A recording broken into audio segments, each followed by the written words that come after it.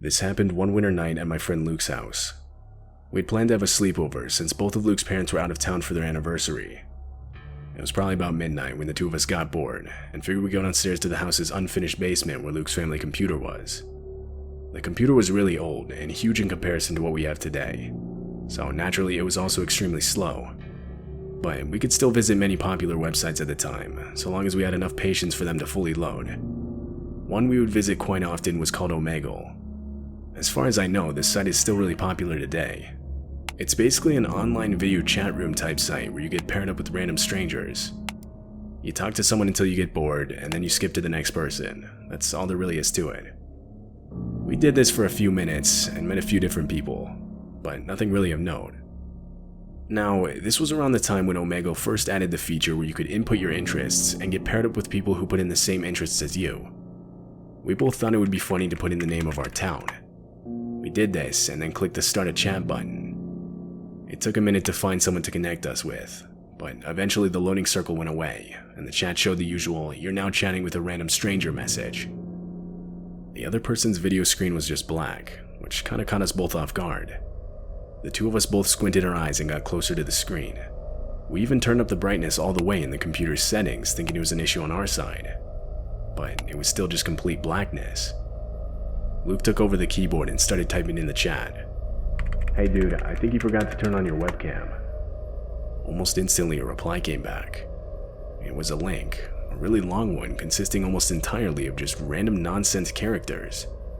If it weren't for the blue color and underline, I honestly probably would have thought it was just text. Luke moved the mouse over it and looked at me, before looking back at the screen and clicking it. A new tab opened. It was completely black, just like the guy's video feed. We started randomly clicking around the site to see if there was anything to it, though nothing happened. We clicked back to the Omegle tab and were about to ask what the site even was, but before we could, we noticed another chat message had been sent. "I can see you guys." Luke typed back some smartass response like, "Yeah, cause our camera actually works, unlike yours." I guess that did it, because a few seconds later and the loading screen once again showed up, followed by another random stranger, meaning whoever that was had disconnected the chat. We continued talking to a few other people for a while longer. Eventually, this scratching sound came from the speakers.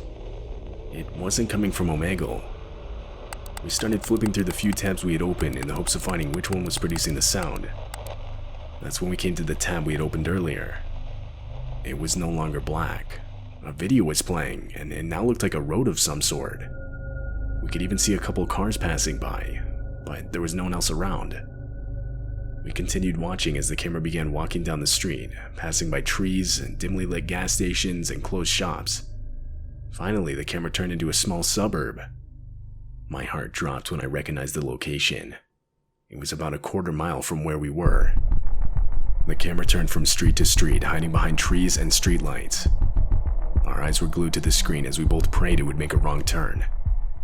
Finally, it rested on one house at the end of a cul-de-sac. It was Luke's house. Luke and I locked eyes with each other.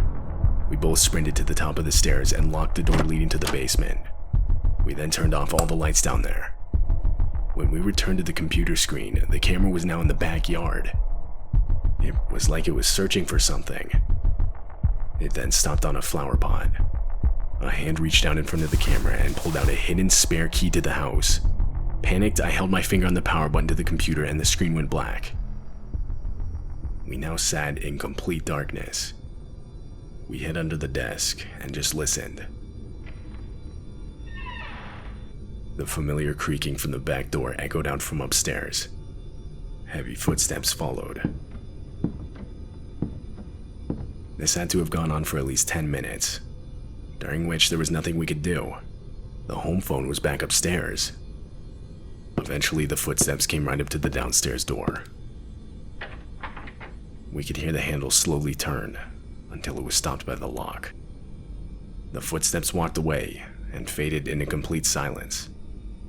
We waited there for an hour, when finally we built up the courage to unlock the basement door and make a run for the phone. And that's exactly what we did. We made it back to the basement and relocked the door immediately. We dialed 911 and explained our situation to the operator as best as we could. To sum up the rest of the night, police showed up and searched the entire house. Nothing was found out of place or missing. Well, nothing but the spare key in the backyard. That was still gone. Luke's parents were informed of the break-in, and in the end, all they did was change all the locks on the doors to their house. To be honest, I don't think they really ever fully understood the whole situation, or what we saw that night. Luke and I haven't used any kind of online random chat room ever since.